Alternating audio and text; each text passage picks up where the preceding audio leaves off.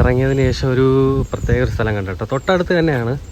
അതായത് ഒരു കൽപ്പടവ്, അത് കഴിഞ്ഞ് താഴെ ഒരു പുഴയാണ്. പക്ഷേ ഈ സ്ഥലം ഇവിടെ വന്നപ്പോൾ എനിക്ക് എന്തൊക്കെയോ ഭയങ്കര ഫീൽ, അതൊരു നിഗൂഢത പിടിച്ച സ്ഥലം പോലെ ഉണ്ട്. നിങ്ങൾക്ക് ഇത് എങ്ങനെ ഫീൽ ചെയ്യണമെന്നൊന്ന് പറയണേ. എന്താ കാര്യം എന്നറിയോ, ഇത് നമ്മൾ എനിക്കിപ്പോൾ കണ്ടിട്ട് എനിക്ക് തോന്നുന്നതേ നമ്മുടെ മറ്റേ അനന്തപത്മ സിനിമയിൽ ആ കാവുണ്ടല്ലോ, ആ കാവിലേക്ക് ഇറങ്ങി പോകും പോലെ ഒരു ഫീല്.